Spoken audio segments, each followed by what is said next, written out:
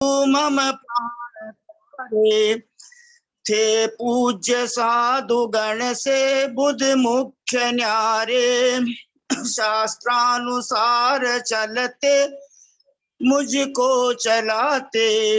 बंदो उन्हें विनय से सिर को झुकाते। पूजूं उन्हें विनय से सिर को झुकाते।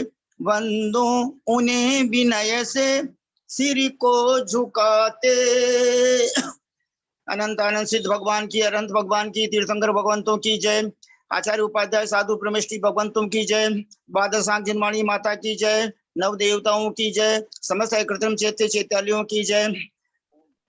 हम सब भाई बहन हाथ जोड़कर सिर झुकाकर तीन प्रदक्षिण लगाकर समस्त आचार्य उपाध्याय साधु ब्रह्मष्टि भगवंतों के श्री चरणारविंदों में सादर नमोस्तु सादर नमोस्तु सादर नमोस्तु निवेदन करते हैं। परम पूज्य समस्त आर्यका माता जी के श्री चरण कमलों में सादर बंदामी सादर बंदामी सादर बंदामी।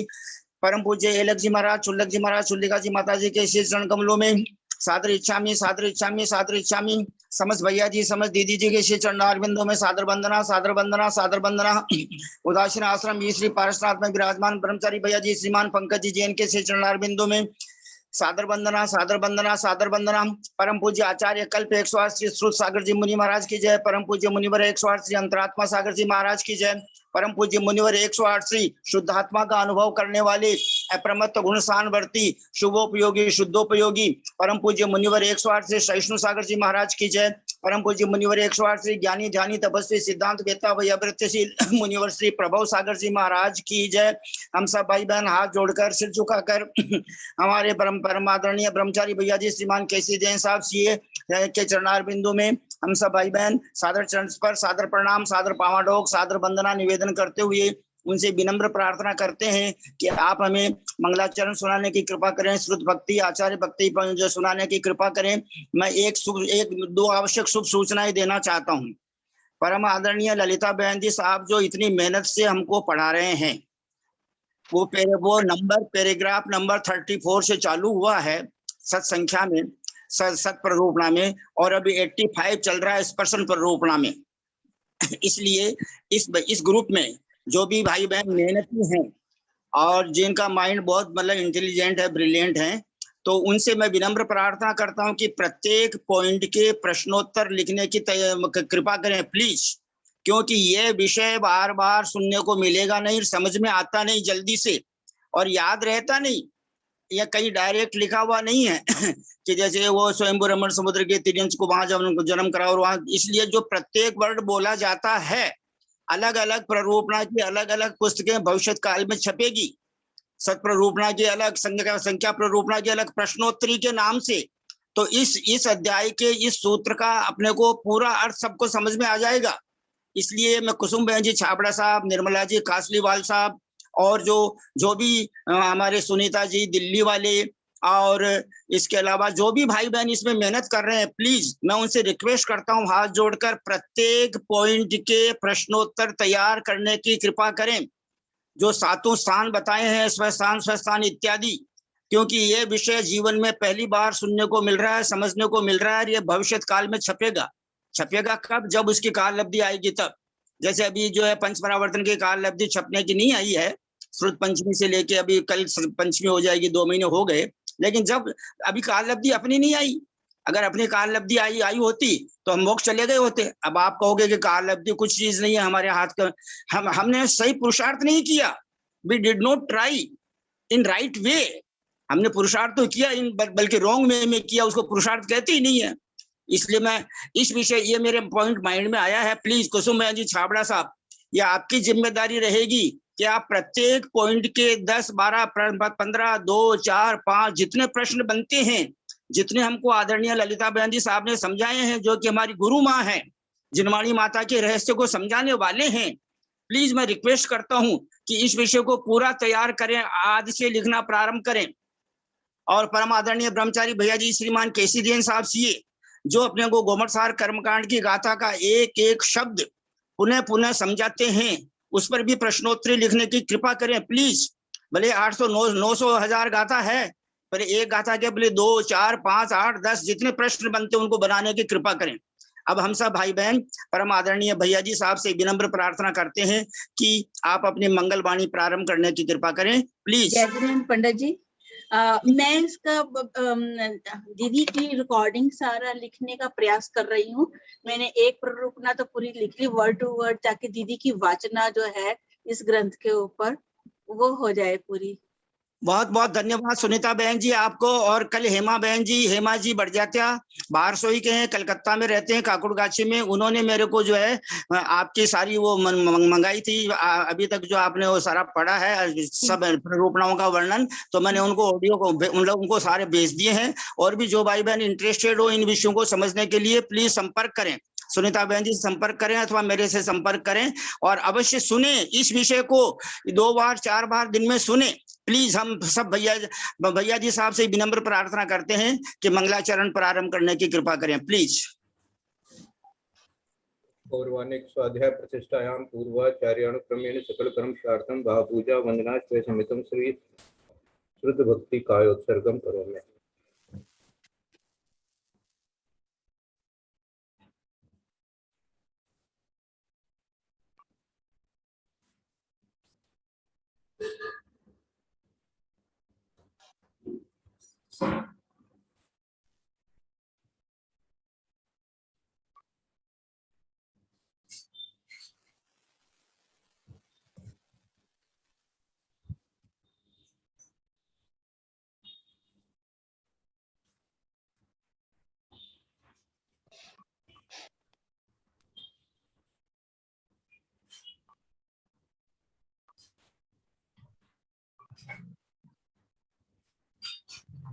ओम नमः सिद्धेभ्यो, ओम नमः सिद्धेभ्यो, ओम नमः सिद्धेभ्यो।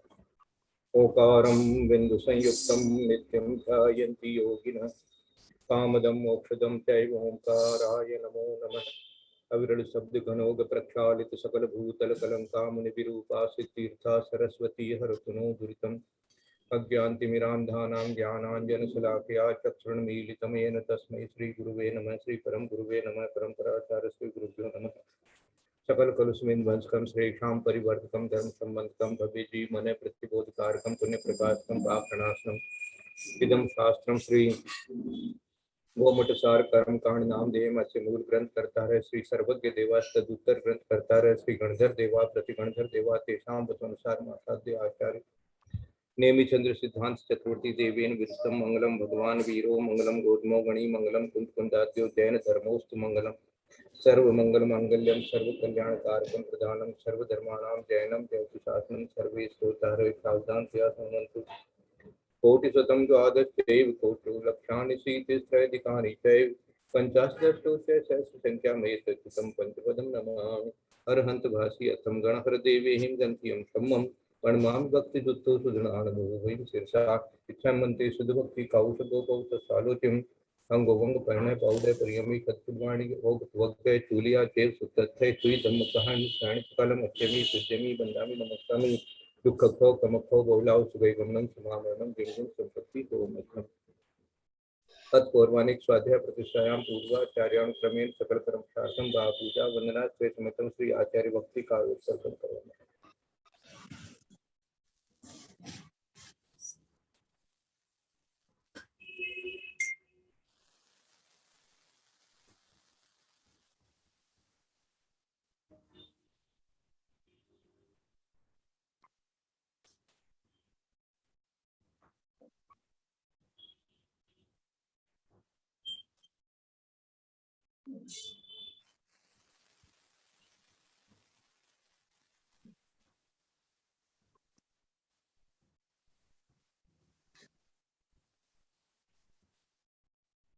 श्रुत जलधि पार्गे वेश्व परमत्वी भावना पटुमति ते सुचरित तपोन दिव्यो नमो गुरुभ्यो गुण गुरुभ्यो 36 गुण सम्मुखे पंचवी आचार करण संदर्शे शिष्यानुज्ञ कुशले धम्मारि सदा वंदे गुरु भक्ति संयमेणिये तरति संसार सारं घोरं विनति अट्टकं मम जन्मन मरणं न पाविन्ति ये नित्यं व्रतमं त्वं निर्ता ध्यानाग्नि होता कुलः षट्कर्माभिरतास्तपो दन्दना साधुप्रिया साधुवैः श्रीलता वर्णापण त्रयनाथ चन्द्रार्कते ज्योतिकः मोक्ष द्वार कपाट पाटन बटा भेगंतु नाम साधु है गुरु है पांतु नित्यम ज्ञान दर्शन नायका चारित्राणम गंभीरा मोक्ष मार्ग उपदेश कहा इच्छा बनते हरि भक्ति कौशको साधु किम सम्मणान सम्मदर्शन सम्मत चर्च दुताणम पंचविह चारणम आरणम आराधि सुगुणाणम देश्याणम व्याख्याणम तीरायण गुण पालन ज्ञानम समसावणम शयान सुकालम अत्यमि पूज्यमि बंदामि नमोचामि दुःखो कमखो बहुलाव सुगे गमनम समानम गंगम सुखति हो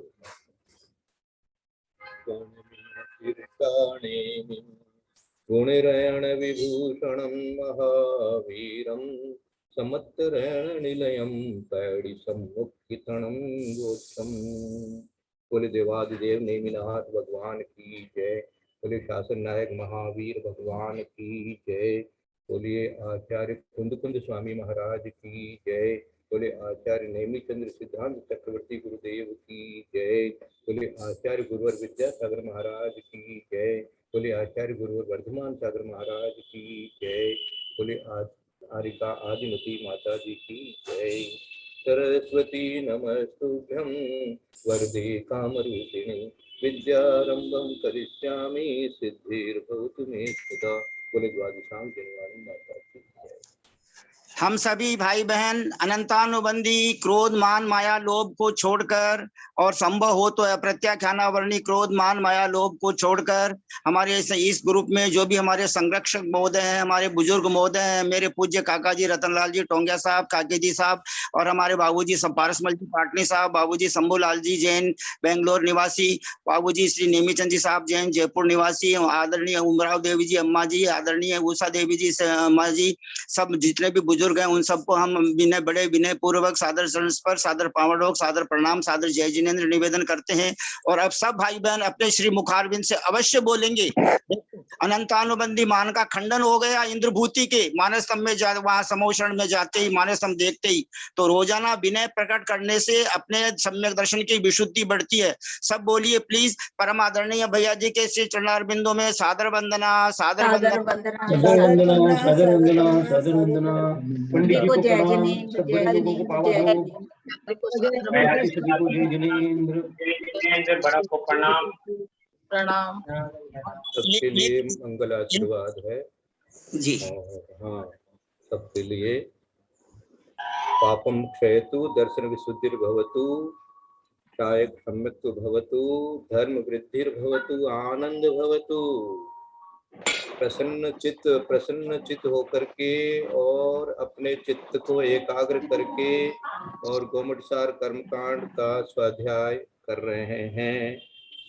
बहुत सुंदर भैया जी, बहुत सुंदर। आपके ये पवित्र वचन जब तक आप यहाँ कलकत्ता में रहो तब तक हमको डेली सुनने को मिले, आपसे यही विनम्र प्रार्थना है। और परम आदरणीय ललिता बहन जी साहब के श्री चरणारविंदों में भी हम सब भाई बहन हाथ जोड़कर सिर झुकाकर पांव ठोक सादर चरण पर सादर प्रणाम और सादर जय जिनेन्द्र निवेदन करते हैं, क्योंकि आपकी आज्ञा से उन्होंने जो विषय प्रारंभ किया है वो वेरी वंडरफुल और सरप्राइजेबल है प्लीज, और वो बहुत अच्छी तरह से समझा रहे हैं। यह सारा श्रेय आपके श्री चरणारविंदों को जाता है और ये सारा श्रेय वैसे सोनू जैन जी सीए कोलकाता वालों को जाता है जिन्होंने इस ग्रुप को प्रारंभ किया। प्लीज रिक्वेस्ट आज की आप मंगलवाणी प्रारंभ करने की कृपा करें।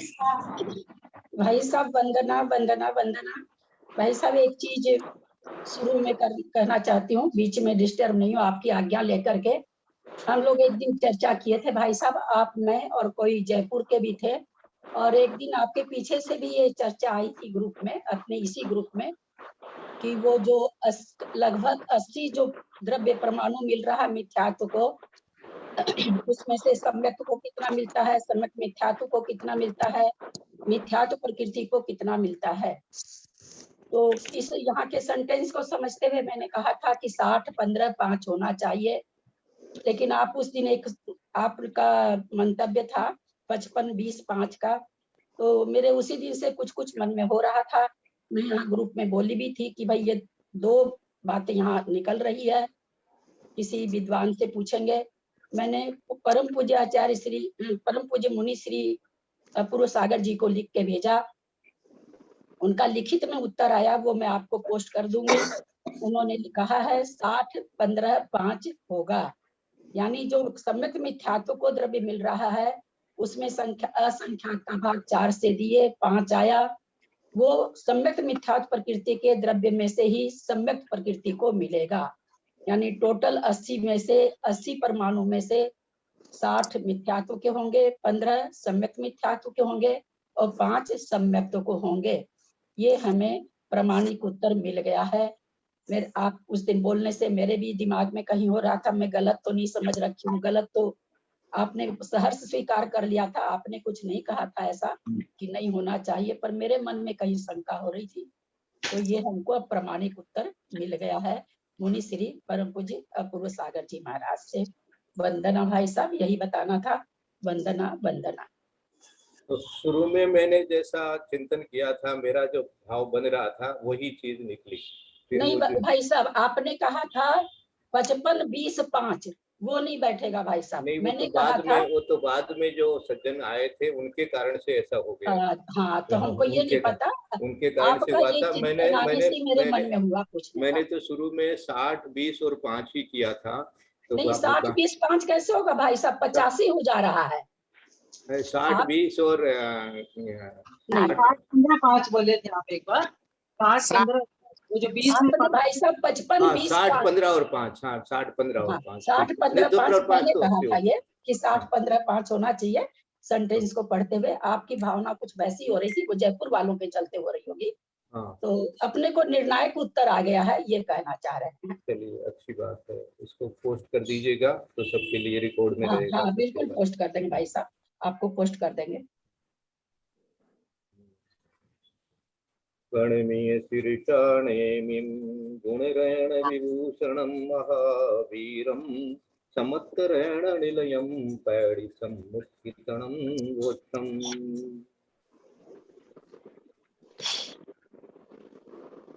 चारित्र मोहनीय की बात हो रही है, और चारित्र मोहनीय में आचरण करना अथवा जिसके द्वारा आचरण किया जाए अथवा आचरण मात्र को चारित्र कहते हैं। इस चारित्र को जो मोहे या जिसके द्वारा ये चारित्र मोहा जावे, वह चारित्र मोहनीय कर्म है। चारित्र मोहनीय कर्म कषाय वेदनीय और नो कषाय वेदनीय के भेद से 2 प्रकार का है। तो सबसे पहले कषाय वेदनीय, तो जिससे आत्मा के चारित्र गुण का घात होवे उसे कषाय कहते हैं। पहले तो कषाय की परिभाषा कि चारित्र गुण का जो घात करे उसे कषाय कहते हैं। कल अपन ने सीखा था कि खेती करता है कर्मों की कौन? कषाय, है ना। सुख दुख बहुशस्य कर्म क्षेत्रम कृषन्ति कषायः, कृषन्ति कषायः। सुख दुख रूपी नाना प्रकार के धान्य को उत्पन्न करने वाले कर्म रूपी क्षेत्र का जो कर्षण करती है, अर्थात फल उत्पन्न करने योग्य करती है, वह कषाय है। कर्म रूपी क्षेत्र का, कर्म तो क्षेत्र है ना। कार्बन वर्गणा जो अपन ने समझी थी वो एक तरह से एक क्षेत्रावगाह होने के कारण से वो तो क्षेत्र है। और उस क्षेत्र के ऊपर में खेती कौन करता है? बोले खेती कषाय करती है। ऐसा उदाहरण समझ करके अपने को कषाय के ऊपर में विचार करना और कषाय को कैसे अपन मंद करें, इस पर अपना पुरुषार्थ करना। तो यह क्षेत्र का जो कर्षण करती है अर्थात फल उत्पन्न करने योग्य कर देती है, वह कषाय है।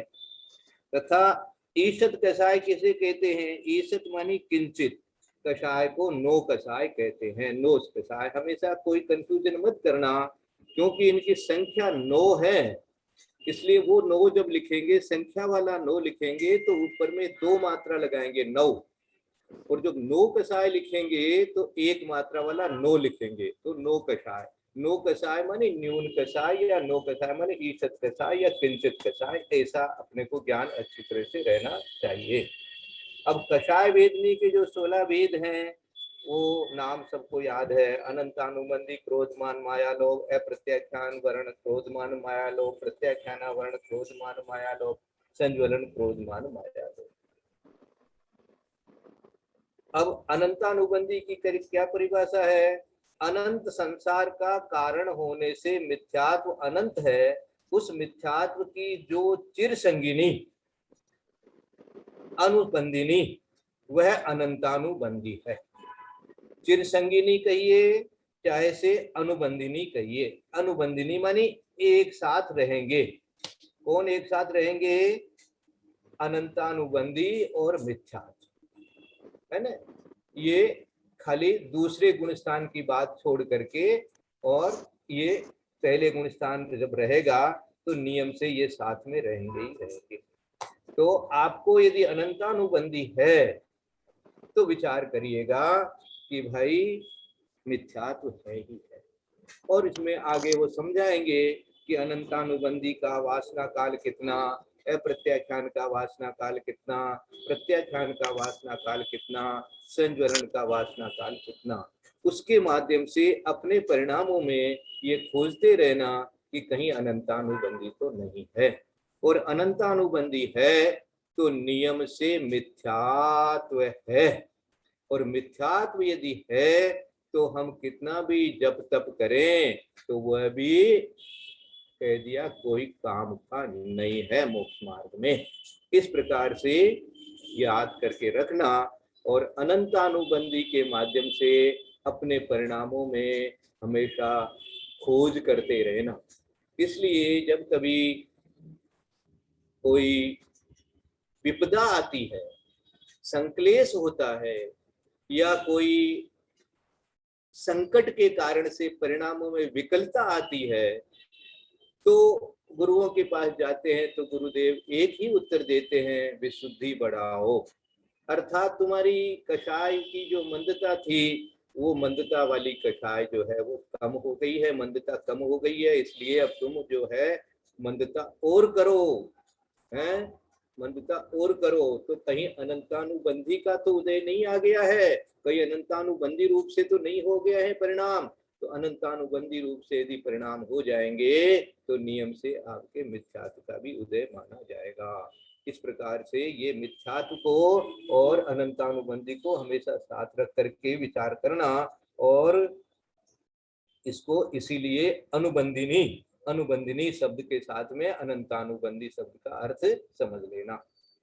आगे कहते हैं जो माने ईसत प्रत्याख्यान संयम अर्थात देश संयम या वीरता विरति को अल्प मात्र भी न होने दे, उसे अप्रत्याख्यान क्रोध मान माया लोभ कहते हैं।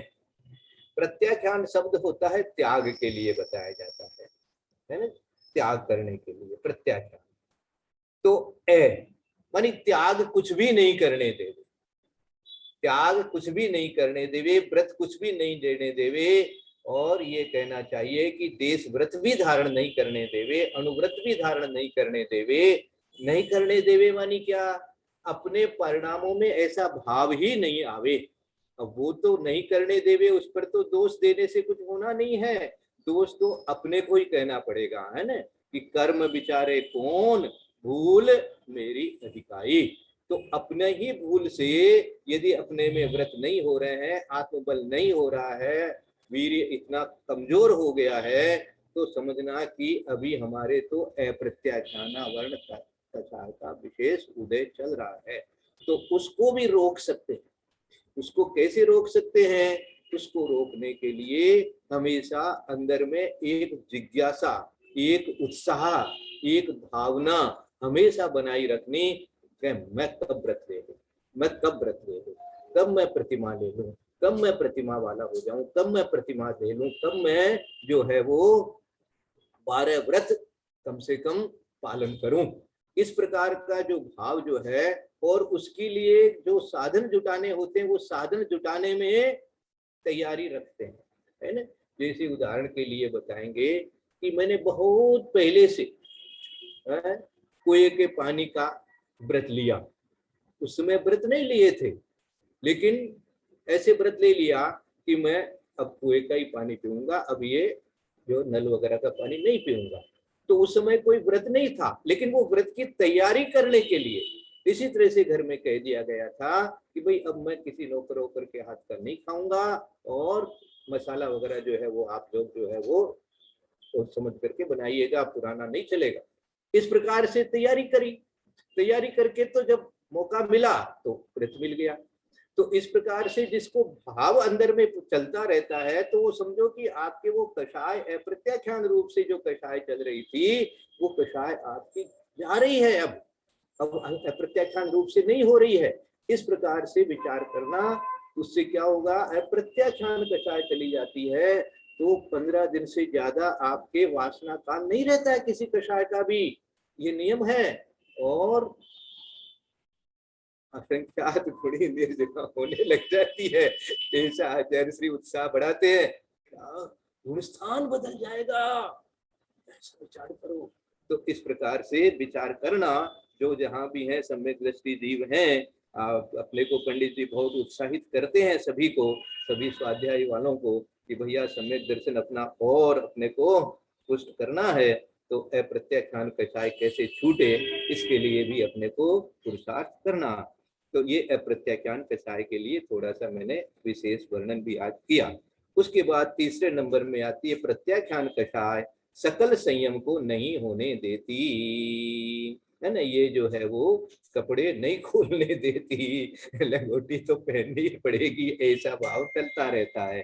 तो ये प्रत्याख्यान कषाय, क्योंकि ये कषाय जब चली जाती है तो कौन सी कषाय बचती है, जो संयम के साथ सम एकीभूत होकर ज्वलती अर्थात प्रकाशमान हो, उसे संज्वलन कहते हैं। ये कषाय यथाचाद संयम का ज्ञात करती है। इस प्रकार ये 16 प्रकार कषाय वेदनीय के हैं।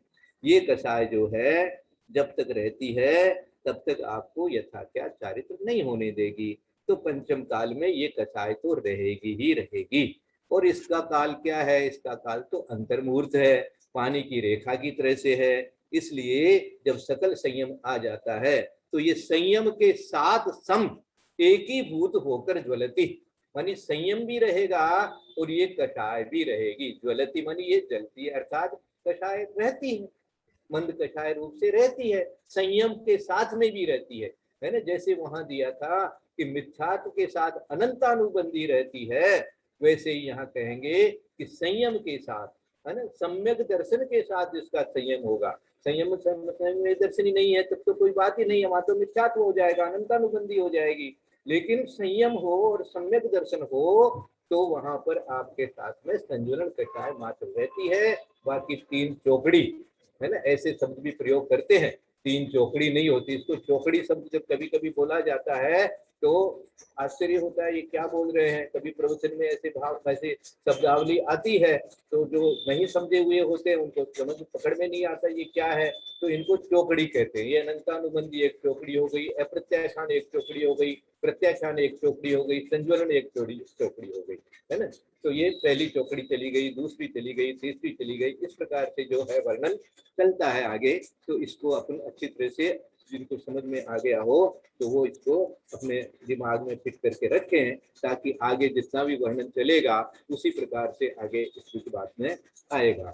प्लीज भैया जी एक विनम्र प्रार्थना है, जैसे आपने अनंतानुबंधी का समझाया वो समझ में आ गया, अप्रत्याख्यान का जो समझाया ए मने नहीं, प्रत्याख्यान मने त्याग करना, वो समझ में आ गया, संज्वलन का समझ में आ गया। ये प्रत्याख्याना वर्णी, इससे यहाँ पर मतलब शब्दार्थ क्या निकलेगा प्लीज। मानी पूर्ण रूप से त्याग नहीं हुआ, प्रत्याख्यान है, अभी प्रत्याख्यान वर्णी है, मानी प्रत्याख्यान मानी त्याग, और उसको वो आवरण कर दिया, मानी त्याग को ही उसने आवरण कर दिया, मानी आपको त्याग होने नहीं दे रहा, कुछ भी त्याग नहीं होने। एक तरह से वहां तो अप्रत्याख्यान था और यहाँ पर कह रहे हैं कि प्रत्याख्यान चल रहा है। प्रत्याख्यान मानी जो आपको त्याग करने का जो होना चाहिए था वो आपको होने नहीं दे रहा है, इसलिए आपके प्रत्याख्यान वर्ण कहलाता है। मानी त्याग करने के भाव पर आवरण कर दिया, इसने त्याग करने के भाव पर आवरण कर दिया, इसलिए प्रत्याख्यान वर्ण ऐसे अपन बना सकते हैं। और संज्वलन मानी जो है सम सब करके कह दिया कि भाई जो संयम के साथ ज्वलित होती है, ऐसे ज्वलित होती है, ऐसा शब्द जो याद करना, इस संजलन से एकीभूत होकर ज्वलित होती है, ज्वलती अर्थात ज्वलित होती है माने जलती है, अर्थात रहती है, माने ज्वलित यहाँ पर कहने एक तरह से उसकी प्रकाशमान रहती है, उसका प्रकाश रहेगा ही रहेगा। किसका? संज्वलन कषाय का प्रकाश रहेगा संयम के साथ में, अर्थात प्रकाशमान हो उसे संज्वलन कहते हैं। ऐसा किया हुआ है। ठीक है ना। अब 9 कषाय, तो इस प्रकार ये 16 हो गई, 4 चौकड़ी हो गई। 9 अर्थात ईसत। अब ये 9 शब्द जो है जिसके अंदर में एक ही मात्रा ऊपर रहती है 9, है ना, तो ये अर्थात ईसत किंचित कषाय का वेदन करावे उसे 9 कषाय कहते हैं। उसके 9 वेद हैं, है ना। ये मुख्य कषाय नहीं है, इसलिए इसको मुख्य कषाय में 16 ही मानी है, क्रोधमान माया लोभ 4 ही मानी है। बाकी ये भी एक तरह से कषाय नहीं होते हुए भी कषाय जैसी ही है। और उनके नाम क्या क्या है? हास्य, रति, अरति, शोक, भय, जुगुप्सा, स्त्रीवेद, पुरुषवेद, नपुंसक वेद। इस प्रकार से ये 9 नाम जो है वो संख्या भी 9 है और इनका नाम भी 9 कषाय है। इसलिए कई बार लोगों को इसमें कंफ्यूजन सा हो जाता है। जो अभ्यासी नहीं होते हैं वो ऐसे पूछते रहते हैं कि ये 9 मानी क्या हो गया, 9 है इसलिए ये 9 शब्द आया है क्या? तो वो 9 है इसलिए ये 9 शब्द नहीं आया है। ये 9 कषाय, 9 का अर्थ ही किंचित है, ये किंचित कषाय इसलिए 9 शब्द है। हम कह रहे हैं कि जिसके उदय से हंसी आवे वह हास्य है। अब देखो, प्रसन्नता, मुस्कुराहट और अंदर की जिसको कहते हैं आनंद की अनुभूति अलग है और हास्य अलग है। हास्य एक तरह से कषाय रूप से होती है और वो जैसे कोई खिलखिला करके हंस रहे हैं, बिना मतलब के हंस रहे हैं, या फिर जैसे हंसते हैं तो हंसते ही रहते हैं। इस प्रकार से जो हास्य है, और किसी की मजाक उड़ाने में हंसते हैं, या कोई कौतूहलवश हंसते हैं, या कोई जैसे मान लीजिए कोई आपने नाटक देखा है, कोई इस प्रकार का सीरियल देखा और आप उसको देख करके हंस रहे हैं, प्रसन्न हो रहे हैं, तो ये हास्य में आ जाएगा, है। लेकिन कोई इसको ऐसा कहे कि साहब देखो महाराज भी तो हमेशा ऐसे हंसते हुए बात करते रहते हैं, तो वो हंसी उनकी अनुभूति है, वो अंदर की प्रसन्नता की अनुभूति है, वो ये हास्य कषाय नहीं है। इस प्रकार का ज्ञान करना, तो ये हास्य कषाय क्या है? और अंदर का जो मुस्कुराहट आ जाती है चेहरे के ऊपर में, या आपको आशीर्वाद देते समय वो अच्छी तरह से आपको प्रसन्नचित होकर के आशीर्वाद देते हैं, तो वो हास्य कषाय नहीं है। इतना याद करना। भाई साहब, हाँ, धवला जी में आया है, धवला पुस्तक 13 में पृष्ठ नंबर 360 में, प्रत्याख्यान का अर्थ महाव्रत है। हाँ, प्रत्याख्यान वर्ण का अर्थ महाव्रत है। उसका उनका आवरण करने वाला कर्म प्रत्याख्यान वर्णीय है। वह क्रोध मान माया लोभ के भेद से 4 प्रकार का है। ऐसा धवला पुस्तक 13 में आया है। बहुत अच्छा। तो प्रत्याख्यान को यहाँ महाव्रत से ले जोड़ दिया यहाँ पर उन्होंने कि प्रत्याख्यान को महाव्रत समझ लेना। प्रत्याख्यान का अर्थ ही उन्होंने कह दिया महाव्रत, है ना। तो पूरा तरह से माने महाव्रत अर्थात क्या? माने सब चीज का त्याग, सब चीज का त्याग, माने संपूर्ण परिग्रह का त्याग, इसलिए वो महाव्रत हो गया प्रत्याख्यान करने से। तो महाव्रत जो नहीं होने देवे, प्रत्याख्यान वर्ण हो जाए, तो उसको अपन को दे देना चाहिए। इसीलिए जहाँ भी परिभाषा होती है यही परिभाषा बनती है प्रत्याख्यान के लिए कि जो सकल संयम को नहीं होने देती, महाव्रत धारण नहीं करने देती। इस प्रकार से देखो, कषाय है और कषाय के कारण से महाव्रत नहीं ग्रहण होना एक अलग बात, और अन्य कोई कारणों से आपके महाव्रत नहीं हो रहा है वो एक अलग बात है। लेकिन फिर उसमें भी कषाय, तो जब तक आपके महाव्रत नहीं हुआ तब तक प्रत्याख्यान वर्ण का ही कषाय का उदय माना जाएगा। कोई ये सोचे कि भाई नहीं मेरे तो हो नहीं रहा है, लेकिन मैं तो अंदर से तो एकदम वैसा हो गया हूँ, मुनिव्रत जैसा हो गया हूँ, ऐसा सोचने से नहीं होगा। वास्तव में बाहर से ही जब तक महाव्रत धारण नहीं होगा तब तक आपके संज्वलन कषाय नहीं आएगी, प्रत्याख्यान कषाय ही रहेगी। ऐसा विचार करके रखना चाहिए। चारित्र मौनी का वर्णन कर रहे हैं अपन। उसके बाद में हास्य हो गया, तो अब कहेंगे जिसके उदय से क्षेत्र आदि में प्रीति हो उसे रति कहते हैं। क्षेत्र आदि उन्होंने ले लिया है, तो क्षेत्र स्थान जो भी है ना। अब बहुत अच्छा लगा, कहीं गए, गार्डन अच्छा लग रहा है, ये अच्छा लग रहा है, वो अच्छा लग रहा है, ठंडी ठंडी हवा आ रही है तो अच्छा लग रहा है, अरति हो गई है, गर्मी लग रही है तो उसमें अरति हो गई। इस प्रकार से रति और अरति जो है इस जीव के बराबर चलती ही रहती है। आगे वर्णन आएगा कि ये कषाय कौन से गुण स्थान तक रहती है।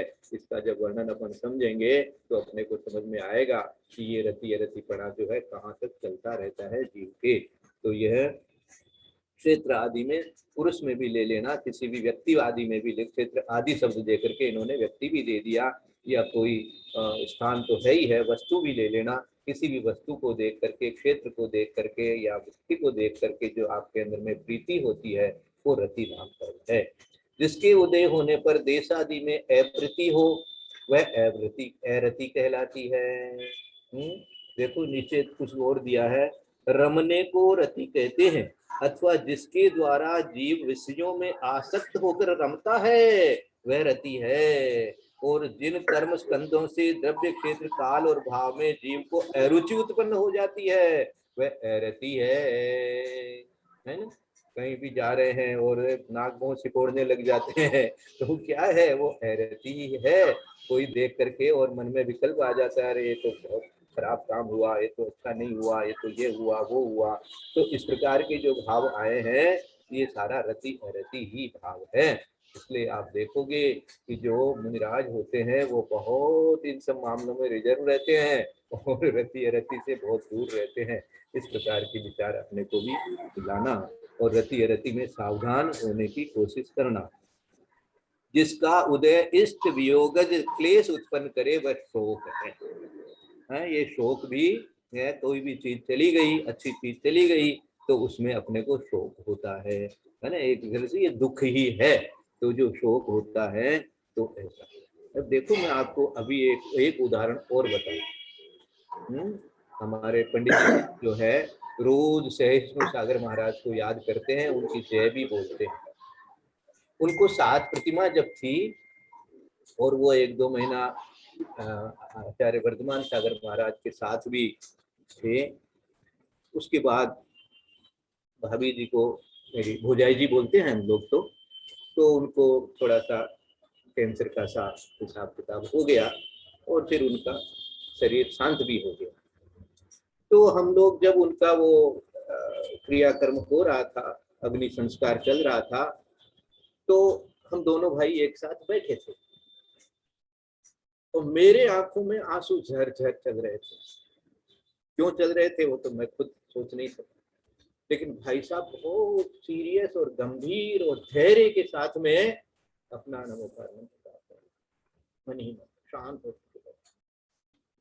तो ये भी विचार करने की चीज है कि ऐसे समय में भी यदि आप अपना मन को दृढ़ रख लेते हैं और पंच परमेष्टि का ध्यान करते रहते हैं तो ये समझो कि आपको शोक कषाय जो है वो उदय हो रही थी लेकिन इतनी नहीं सता रही थी, और आपने बहुत उस समय कर्मों की निष्ठा की है, सब आया है, लेकिन आपने उसको बल के साथ में सहन किया है और विजय प्राप्त की है। अपने यहाँ कहते हैं हम लोग कथाओं पर विजय प्राप्त करते हैं, सहन ही नहीं करते हैं। तो ये भी एक मैं आपको वाकया बाई चांस जो है सामने आया मेरे स्मृति में, तो आपको बता देता हूँ। फिर देख करके मुझे भी थोड़ी सी धैर्य रही, मैं भी शांत हुआ, लेकिन मुझे क्योंकि वो मेरी माँ के जैसे ही थी, है ना। एक तरह से जैसे मैं 2-3 साल का था तभी से उनकी शादी हो गई थी, तो वो एक तरह से मेरे लिए तो जैसा माँ थी वैसे ही थे। तो जो भी हो, तो ये आपको मैंने बताया, ये रति अरति शोक का एक उदाहरण अपने को जीवन का है। जिसके उदय से भय उत्पन्न होता है उसे भय कहते हैं। जिसके उदय से अपने दोषों को तो ढके तथा अन्य के दोषों को प्रकट करे उसे जुगुप्सा कहते हैं, अथवा ग्लानि करना जुगुप्सा है। ये ग्लानि करना जुगुप्सा है, ये परिभाषा तो प्राय करके अपन सुनते हैं, पढ़ते हैं, याद भी रख लेते हैं, लेकिन इन्होंने एक लाइन और लिखी है कि जिसके उदय से अपने दोषों को तो ढके तथा अन्य के दोषों को प्रकट करे उसे जुगुप्सा कहते हैं। इस लाइन पर भी विचार करना। ये जुगुप्सा का ये भी नीचे दिया हुआ है, अच्छा पहले शोक का पढ़ता हूँ, नीचे क्या लिखा था, सोच करने को शोक कहते हैं, सोच करने को शोक कहते हैं, अथवा जो विषाद उत्पन्न करता है उसे शोक कहते हैं, सोच करने को शोक कहते हैं, यही परिभाषा बनाती। आप उसी बात को याद करते रहते हैं, कर करके और मन को दुखी करते रहते हैं, आंसू लाते रहते हैं, तो वो सोच करना ही एक तरह से शोक है। और ग्लानि होने को जुगुप्सा कहते हैं, जिन कर्मों के उदय से ग्लानि होती है उसकी जुगुप्सा संज्ञा है। तो ये धवला पुस्तक से तो उन्होंने ग्लानि को ही मुख्य रूप से दिया है, लेकिन पहले इन्होंने ये भी दे दिया है कि जिसके उदय से अपने दोषों को तो ढके तथा अन्य के दोषों को प्रकट करे। इसमें देखो ग्लानि का कोई भाव नहीं है इस लाइन में, कि अपने दोषों को तो ढके तथा अन्य के दोषों को प्रकट करे। क्या होता है, जैसे मान लीजिए मैंने आपकी कोई गलती बताई, मैंने आपकी कोई गलती बताई, तो आप क्या कहते हैं, थे कौन सा दूध का धोया हो, था के भी तो यान यान की बात था, कबारा में भी तो सुना। हाँ ये क्या हुआ, आपको मैंने आपकी गलती बताई आपको सुधार करने के लिए है, मेरी गलती वापस बताने के लिए तो मैंने, मेरा उद्देश्य था नहीं, लेकिन आपके मन में तो वही भाव आ गया कि आपकी क्या गलती। तो ये यही चीज यहाँ कह रहे हैं, जिसके उदय से अपने दोषों को तो ढके, वो तो सुनना अच्छा नहीं लगे, और दूसरे के दोषों को प्रकट करे। इसमें भी एक आपको सुना देता हूँ वाकया। मदन लाल जी काला साहब और सिकरी लाल जी और मैं, हम तीनों आदमी मुख्य रूप से स्वाध्याय करते ही करते थे, और कोई बैठे या नहीं बैठे, हम तीनों ने एक अंडरस्टैंडिंग बनाई आपस में कि हम लोग एक दूसरे की गलती बताएंगे। कोई किसी से आचरण में या व्यवहार में या कोई किसी बातचीत में यदि कोई चीज आपको नजर आए कि भाई ये तो ठीक नहीं हो रहा है कैलाश जी आपकी तरफ से, तो आप चुपचाप मेरे को अवश्य बताएंगे, अवश्य बताएंगे, ये आपकी ड्यूटी है। इसी तरह से कोई मदन लाल जी के बारे में या सिकरीलाल जी के बारे में हो तो मुझे बताना, सिकरीलाल जी हम दोनों के बारे में कुछ हो तो बताना। ये हम लोगों ने तीनों में आपस में एक अंडरस्टैंडिंग बनाई थी, और एक तरह से कहना चाहिए कि तीनों साथ तो रहते ही थे स्वाध्याय के समय, तो कम से कम बाकी समय भी पूजा वगैरह में भी करीब साथ रहते, तो कई वर्षों तक हम लोगों का साथ रहा। बाद में मदन लाल जी साहब थोड़े अस्वस्थ हो गए, फिर सिकरीलाल साहब भी चले गए, तो अब वो जहां भी है हमको उनकी याद आती है, और उनको भी मैं भावना पाता हूँ कि वो जहां भी हैं वो इस बात को यदि याद करते हैं तो मेरी गलतियां जहां भी हो वहीं से भी मुझे कोई भी संबोधन करे तो मैं तो बहुत उपकार उनका मानूंगा। तो ये मैं कहना चाहता हूं कि हम लोगों को भी ऐसा सोचना चाहिए कि यदि कोई हमारी गलती बताता है, अब हो सकता है उसकी भाषा कभी कठिन भी हो सकती है, उसकी भाषा थोड़ी बहुत ऐसी भी हो सकती है कि इतनी मीठी न हो जो तुम जिसकी तुम अपेक्षा रखते हो, लेकिन फिर भी उसको वेलकम करना चाहिए, उसका हमेशा उपकार मानना चाहिए, और उनके प्रति हमेशा कृतज्ञता प्रकट करनी चाहिए कि हाँ बहुत अच्छा आपने बताया। अब ये बात दूसरी है कि कोई पब्लिकली कह देता है तो सहन नहीं होती है, तो वहां तो सहन कर लेना चाहिए, लेकिन व्यक्तिगत रूप से उनसे हमेशा प्रार्थना करके उनसे क्षमा भी मांगनी चाहिए, और उनके प्रति हमेशा अपनी कृतज्ञता प्रकट करनी चाहिए कि आपने मुझे संभाला, आपने मुझे संभाला, स्थितिकरण किया। ये स्थितिकरण उनका गुण था, उस स्थितिकरण गुण की अपने को प्रशंसा करनी चाहिए। तो ये जुगुप्सा के संबंध में ये बात अपने मन में आ रही है, तो इसके ऊपर विचार अपन करें कि जिसके उदय से अपने दोषों को तो ढके तथा अन्य के दोषों को प्रकट करे उसे जुगुप्सा कहते हैं, अथवा ग्लानि करना कहते हैं। जिसके उदय से स्त्री संबंधी भावों को प्राप्त हो उसे स्त्री वेद कहते हैं। जिसके उदय से पुरुष संबंधी भावों को प्राप्त हो वह पुरुष वेद है। जिसके उदय से नपुंसक संबंधी भावों को प्राप्त हो उसे नपुंसक वेद कहते हैं। ये सब जानते हैं, इसके बारे में विशेष चर्चा करने की आवश्यकता नहीं। नर नारकादि भव को जो प्राप्त करावे तथा उसमें रोके रखे वह आयु कर्म है। इसके 4 भेद हैं। जो नरक को प्राप्त करावे तथा उसमें रोके रखे, 2 काम है।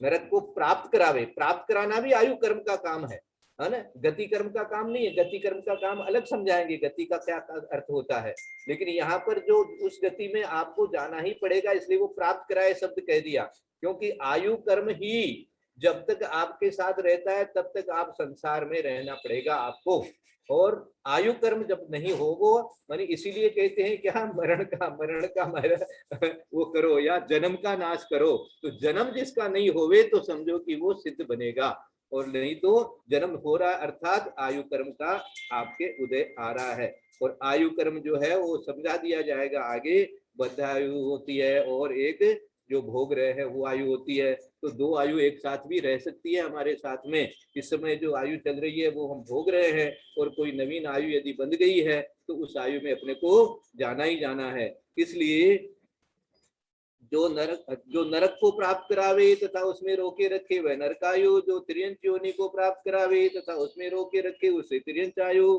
कहेंगे, और जो मनुष्य आयु योनि को प्राप्त करावे तथा उसमें रोके रखे उसे मनुष्य आयु कहते हैं।